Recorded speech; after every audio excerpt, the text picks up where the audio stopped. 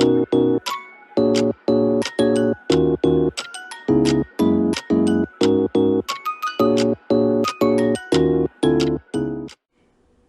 welcome back to Old Soul Podcast. My name is Bree, that's spelled B-R-E-I. Thank you so much. Today is the final episode of 2022, and my last commentary of the year is going to be about a film called Some Kind of Wonderful. This film was released, in 1987, and it's rated PG-13. It's an hour and 35-minute runtime. Director is Howard, I think it's Deutch or Deutch? Deutch, sorry if I pronounced that wrong, and the writer, John Hughes. Okay, so I have a deep love for 80s movies, but I decided to watch this film after years of not watching it to just see if I still liked it, and because it was on HBO Max. And so I did watch the film, and I've declared that this is probably one of my favorite 80s movies of all time. And I used to have like a roster, so it was like Pretty in Pink, The Breakfast Club, 16 Candles, and then Some Kind of Wonderful. I tried Say Anything, but I don't know, I got a little bored with Say Anything. I know it's a classic, The Boombox, whatever. It's not my favorite, I just gotta be honest. But my major issue with all 80s movies is that they're never diverse enough, and they are often dated in dialogue, and this one is as well, but that's expected from an 80s movie. It's 2022, I was watching 80s movies, I can't tell you what age I started watching them, what year I started watching them, but I probably was like 14 or 15 when I just like started seeing them on regular cable TV, whatever channel I was watching them on, and I started to love them. So yeah, so I have a lot of issues with 80s movies nowadays, but I still really enjoyed this film, Some Kind of Wonderful. Okay, so basically the film is about, well, some would debate that the film is about the main character, Keith, who we do follow throughout the entire film. I debate that the film is about Watts, who is Keith's best friend. She's a girl who loves to play the drums, has a short haircut, and people call her a lesbian. Okay, cool. I think nowadays, she definitely probably would have gotten teased just like she does in the film. She's considered like a dork, and she also is poor, so obviously those two combinations are the worst, and people will tease you for it. Kids are terrible. But Keith's also in the same boat. Now, let me just make this clear. I do believe that in real life, John's really good at making things feel realistic. John Hughes is a legend, although there are some things that he should be critiqued about, of course. And I think him and Howard worked together on Pretty in Pink, but don't quote me on that. And I think Some Kind of Wonderful had gone through a lot of changes, and Pretty in Pink does have a connection to this film in some way. I know that, but I can't remember all the details, so we're not going to go into it. I just think it should be noted. But anyway, back to Keith. I don't think Keith would have been teased in high school. I don't believe that. It's not believable at all. It's not believable at all. I understand that he's poor, and people definitely get teased for being poor, but Keith wasn't even like that poor. He was probably like lower middle class. Maybe depending on what they were comparing it to, I might say regular middle class, middle class. There's levels to the middle class. He definitely was living decently with two siblings. He has two younger sisters and his parents, and they're together.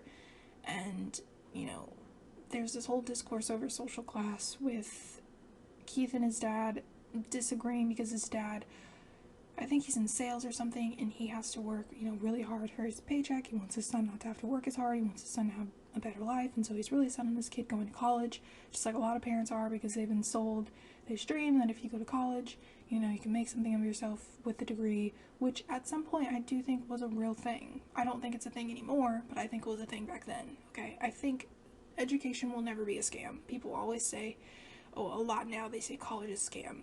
I do think the system of what college has built is a scam. I will never believe that education is a scam. No. Reading is a good thing, okay? Studying and learning and growing is a good thing. I'll never believe that education is a scam. Nobody will ever convince me of that. Because learning and getting knowledge will never do any harm to you. with learning more. I just feel like there's a certain way to learn and, you know, be taught things. But I do believe that the system that has set up college is a scam because nobody can really get a job from it. And nowadays, entry-level jobs, you have to have 5 years experience. Where were you going to get 5 years experience? When? How? Why? Especially with someone like Keith. So if I'm thinking about him being in college, he's probably still going to have to work really hard while in college to be able to pay for the next tuition. So it's a whole thing between him and his dad where Keith's worked really hard, and I'm assuming that his dad has too, but Keith's worked really hard for his money. He saved it up. He ends up spending it in some way, and his dad and him get in an argument, which I'll get into. But ultimately, his dad is just set on him going to college. He doesn't want to hear anything else. Keith's only worried about the right now and art. He really loves art. He wants to do something with art, I'm sure. His dad's not wanting to hear it. Okay, so that's really the main friction between him and his at-home life with his father. We see him and his sisters mostly not getting along, but sometimes they do. Basically, a realistic take of siblinghood where you're constantly fighting each other and then occasionally you help each other out when you need them. And I feel like that's a good depiction. John did great with that. And the young girls who played his sisters were very good. They were very good. So, back to Keith. Keith would not be getting bullied in school. Keith would not get bullied in school. Okay? I don't believe that. I really tried. I try to watch this film and be like as unbiased as possible, but constructive. There's no way this kid would be getting bullied in school. He is a pretty white boy. No one can convince me, not with those looks, okay? There's no way. But anyway, we're gonna pretend that Keith would have got bullied in school. It's hard to imagine. He gets bullied, and a lot of the reason why he gets bullied is because of his social class, which I will say that people will try to dog you for that shit, but whatever. He lives on the other side of the tracks, hint, the wrong side of the tracks, and he gets teased for that, and like I said, his best friend Watts does too. Again, I think that this is Watts' film, right? Because the summary of this film is that Watts is in love with Keith, but that's her best friend, and they just haven't told each other how they feel, except they have. Keith has a crush on this other girl, Amanda Jones, and she's like super popular and has popular rich friends, but she's not rich. She lives on the other side of the tracks, the same side where Keith and Watts live, but she has proximity because of her beauty. Okay, that's her and her desirability. That's exactly what this is about. Social class and, you know, high school politics, whatever you want to call it. That's what this film is about. But in the heart of the film, the thing that makes you stay, the thing that makes it worth watching is Watts' sort of internal battle with herself on how she's going to tell her best friend that she's in love with him. It's obvious. Do I think in another life Watts could have totally been gay? Yes. Do I think it's okay that she gets bullied for that in the film when she's clearly stated that she doesn't like girls? No, that's not okay. They should lay off. Do I think if this movie was made in 2022, she would at least be bisexual? Yes. Okay, we're past that. Anyway, Watts is really cool. At some point, when her and Keith are fighting, because throughout the film, she basically tells Keith that, like, he's wasting his time with Amanda. She's not even going to consider him, blah, blah, blah. A piece of me thinks she's saying that to him because it's true, and that is essentially what happens in the beginning. Another piece of me is like, she totally loves him. She's jealous. And Keith doesn't want to hear it. He's like, there's tons of scenes of him like staring at Amanda from a distance, which is like a normal thing that I guess you do when you have a crush. And Amanda's current boyfriend in the film, he's just gonna be her boyfriend. I'm not gonna give him a name because he doesn't deserve it. He, first of all, looks way too old to be in high school, like a lot of these people do. Not the main characters, I could kind of believe the main characters, but a lot of the bullies and popular kids look way too old to be in this film. Let's get a little better at casting people their age. I'm not saying their roles or their acting was bad, but they don't look like high schoolers. It's ridiculous. Another issue with the bullying is that some of the dialogue that is supposed to be like hateful toward the main characters because they are bullies, so they're saying this to the main characters. So a lot of their dialogue is dated. It wouldn't fly in the 2022s, and I just need to state that because I don't always agree with a lot of things that 80s movies have to say. And again, more diversity, please. I know there were some black people in the 80s. Where are they? Where are they? I know they were there. Okay, anyway. It's like a razor. Anyway, I think that Keith goes around and he like follows Amanda. Okay, and then the boyfriend of Amanda is this really entitled, cheating, rude ass, disrespectful motherfucker who just happens to have a lot of money. And I think Amanda puts up with him because he has money. I don't think there's any other reason. And the thing about Amanda is that she is really pretty and she's really nice to people who can give her what she wants. And she seems like an opportunist. I don't really like Amanda. I want to like Amanda, but I don't like Amanda. Because a lot of the things that Watts said about her was true, and later I do think she changes when she starts to hang out with Keith a little more. I think she starts to care a little less about what people think about her, and I think her problem is that she cares too much in the beginning, and so she does whatever she can to stay in that little social class, because I think that she feels like that's her only way out. Her only way out is to stick around these assholes who she somewhat sees as friends, which is problematic, because you can't be on both sides. You're either friends with them or you're not, and proximity can be a problem depending on the people that you decide to hang out with. Because if you decide to hang out with people that treat other people like trash and you're okay with it, that's a problem to me. Anyway, I think that Amanda is, outside of her looks, I don't like her personality. I'm just gonna be honest. I didn't really like her character until the end, and then even then. Okay, so basically the boyfriend is on to Keith. He's like, I know you like Amanda, blah blah blah, but honestly, it doesn't really matter because he cheats on his girlfriend, he doesn't like her, and he talks to her disrespectfully. You always see him, like, breaking the rules. You always see him, like, talking to her in any kind of way. You catch him literally in the film kissing and talking to other girls, whatever. Or maybe not kissing, but it seems, like, intimate.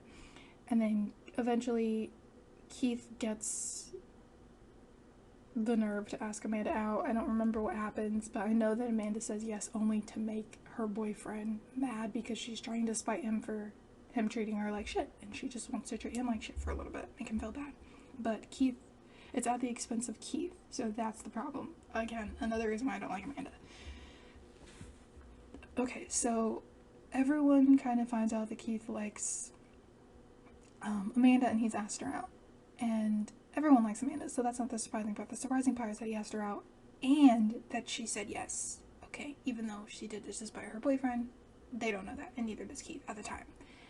And he is really starstruck at the beginning and really happy about it, whatever.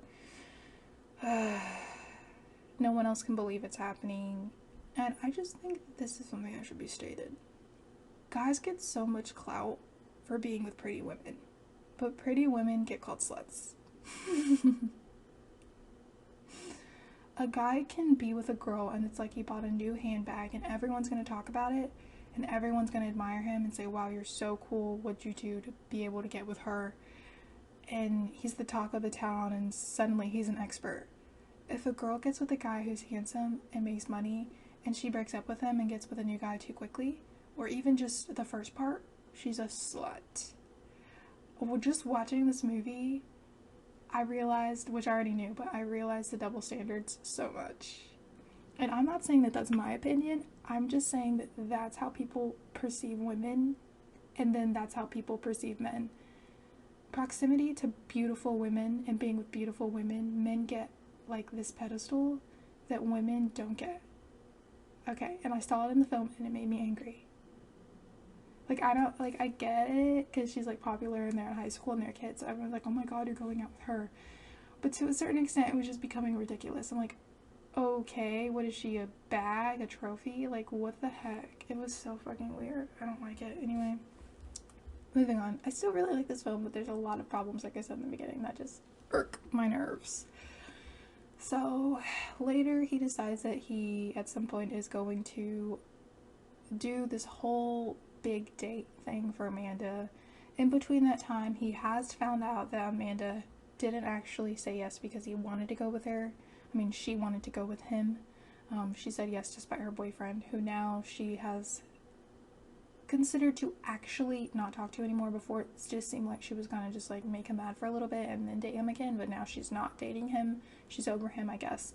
And then she gets like shunned from her friend group of girls who no longer want to talk to her because she's not in any other way. Like, she made him mad, so now everyone's not talking to her. Okay, again, they're not your real friends.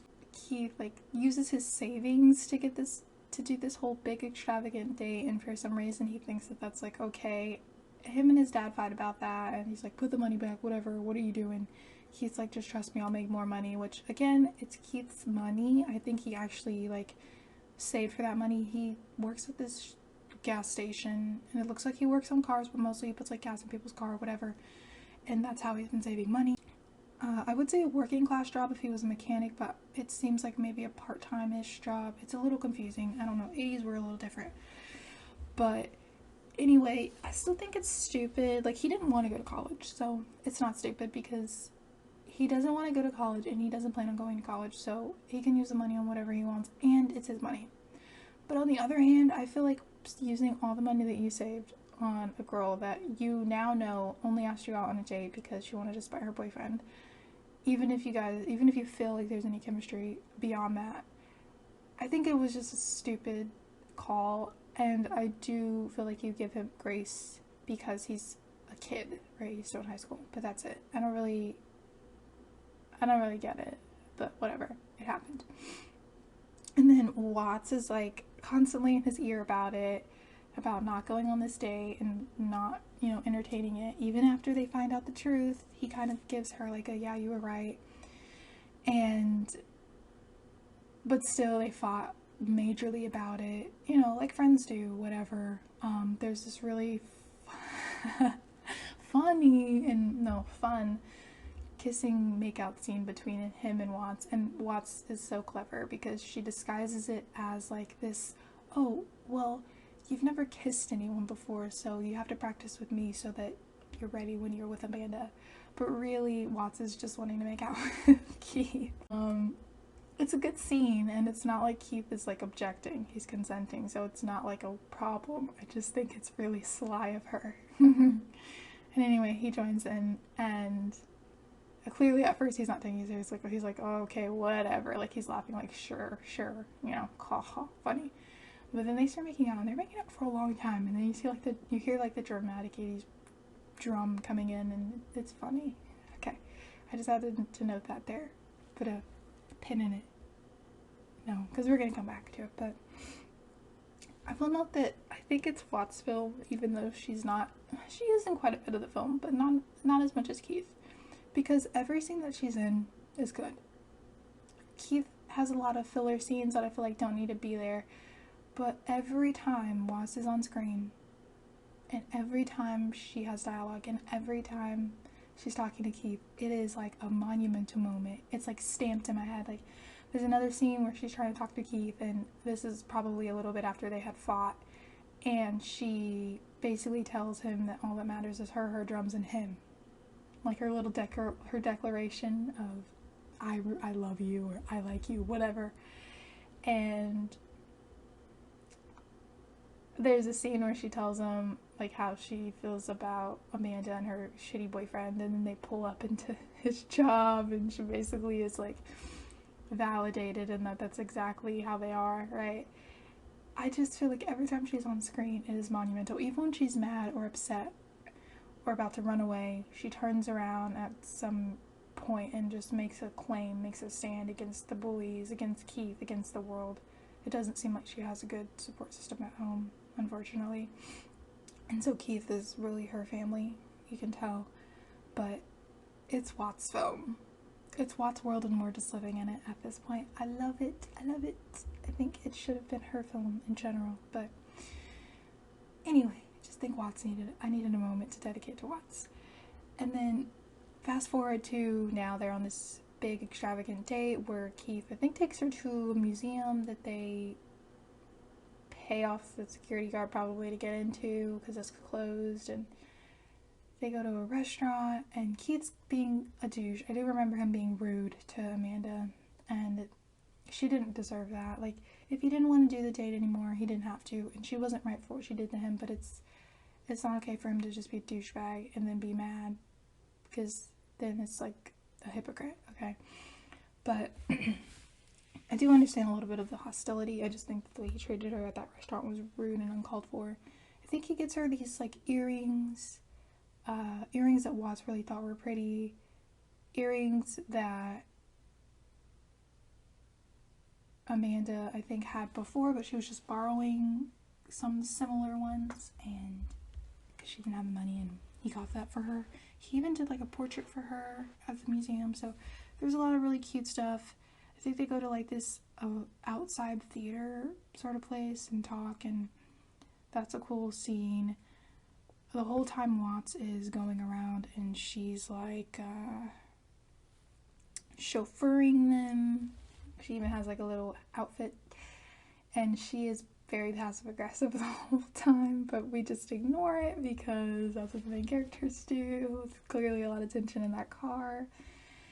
And then by the end of the day, you know, it seems like Keith and Amanda have reconciled to some extent, whatever that is, whatever their relationship is now. It's over, but it was fun while it lasted, I suppose. And then with Watts, Keith basically builds a relationship with her, and we see like an ending scene of them embracing each other. I don't remember if they kissed. They probably do, but we don't need them to because we've already seen one in the film. A really good one, by the way. And then that's basically the end of the film, and so we get a happy ending with Keith and Watts being together, which I genuinely did want them to be together. I think they're really good for each other. We don't really know like what Keith's going to do in the future, not really. We don't really know how Amanda ends up, but we hope that she will be a better person and maneuver that better. I don't know if she will be, but we'll see. I guess we won't see because there's no sequel. And then we get Watts, who is great from throughout the whole movie, except for when she's being a little passive aggressive. I feel like she doesn't need to keep harping on things that someone's already stated that they don't want to do, right? So when Keith's like, oh, I want to be with Amanda, she's allowed to feel how she wants, and obviously she can't just make herself not like him, but I just feel like she should just like try to start finding ways to get over him.